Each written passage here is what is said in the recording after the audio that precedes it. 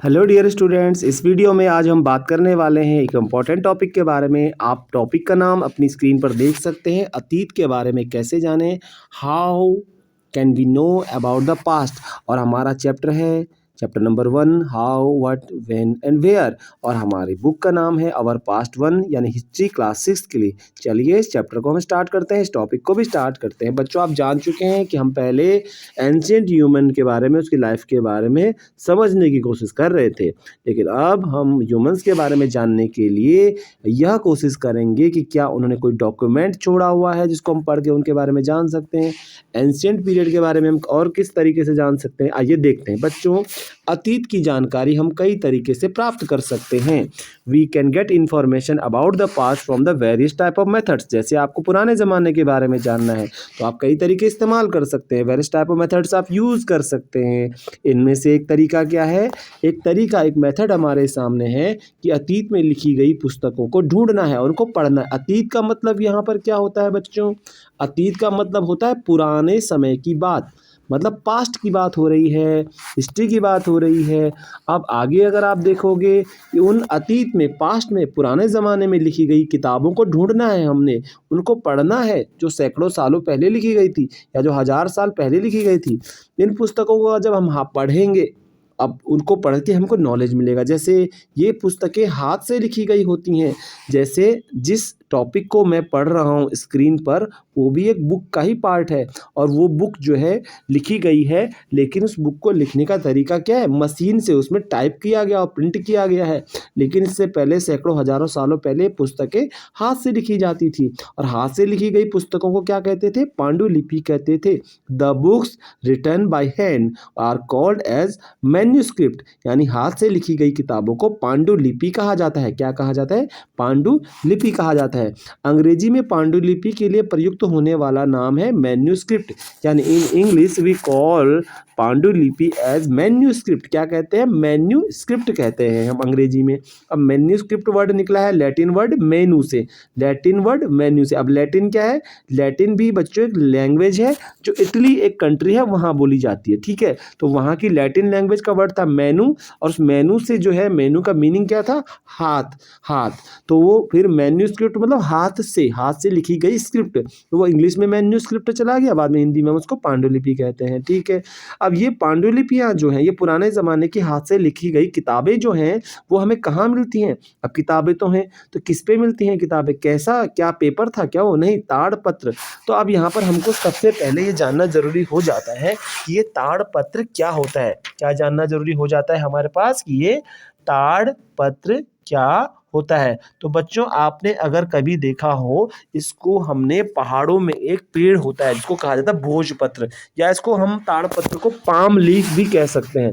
तो palm leaf पर, या हिमालयन रीजन में, आपके उत्तराखंड के हिमालय में, और आप ये मान सकते हैं कि और कश्मीर के हिमालय रीजन में एक पेड़ होता है भोज, जिसको भुर्ज लिखा गया है, तो भोजपत्र, ठीक है। तो भोजपत्र के पत्तों पर, पाम लीफ पर, यहाँ पर, तो वहाँ पर ट्री के बर्च पर, पत्तों पर जो है, हिमालय में जो पेड़ ग्रो करता है उस पर जो है लिखा जाता था। तो क्या करते थे? पांडुलिपियों को पेड़ के पत्ते की छाल से एक पेपर तैयार होता था, उस पर लिखा जाता था।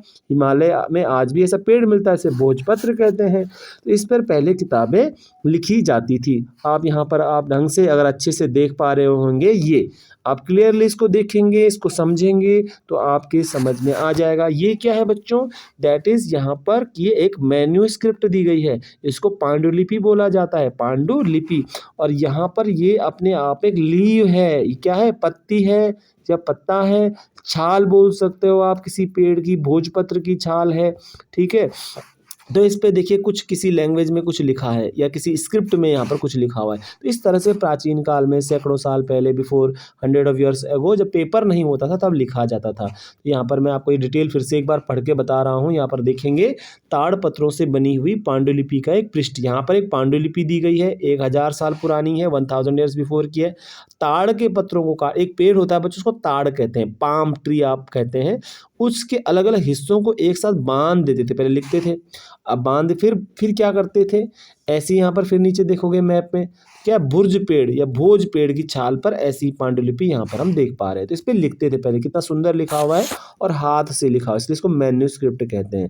तो इसी तरीके से बच्चों समस्या ये आती है कि जब हमको अतीत के बारे में जानना है तो हमें पांडुलिपियाँ पढ़नी पड़ती हैं। जैसे अभी तो आप हिस्ट्री की बुक पढ़ रहे हो, बट आपकी हिस्ट्री की बुक कैसे प्रिपेयर की गई है? पांडुलिपि को पढ़ने के बाद आपका कंटेंट तैयार किया गया है। अब इसमें हम और चीज़ें देखेंगे, पांडुलिपियाँ क्या बची रह गई कि नहीं बची रह गई। तो इतने सालों में से कई पांडुलिपियों को कीड़ों ने खा लिया। कीड़े मतलब जो इंसेक्ट्स होते हैं, इंसेक्ट कीड़े होते हैं, उन्होंने कई पांडुलिपियाँ खा दी। कैसे लकड़ी को भी दीमक खा लेता है ना, उसी तरह से खा लिया।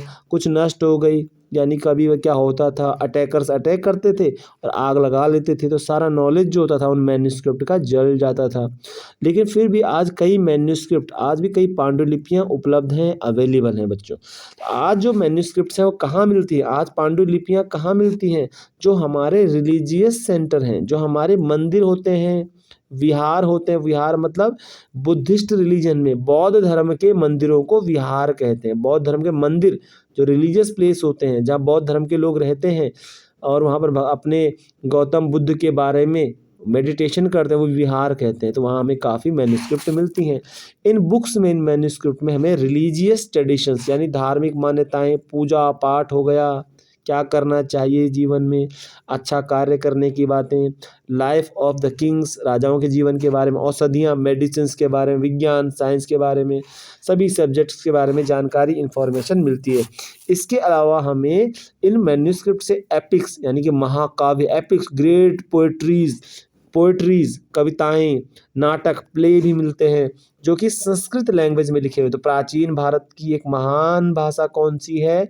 संस्कृत भाषा। प्राचीन भारत की एक महान भाषा कौन सी है? संस्कृत भाषा। The ancient language and the great language of India is that is Sanskrit language.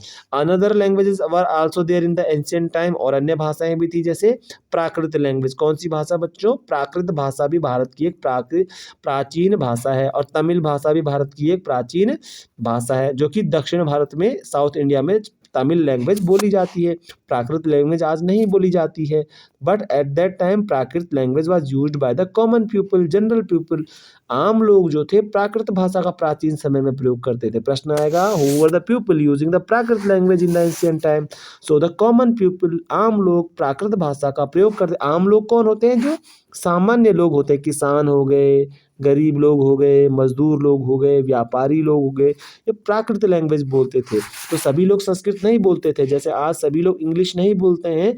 और सोसाइटी के अंदर जो लोग नॉर्मल लोग होते हैं, कम्युनिटीज़ होती हैं, वहाँ पर लोग कॉमनली बोलते हैं कुछ लैंग्वेजेस, हिंदी, लोकल लैंग्वेजेस, वैसे ही था।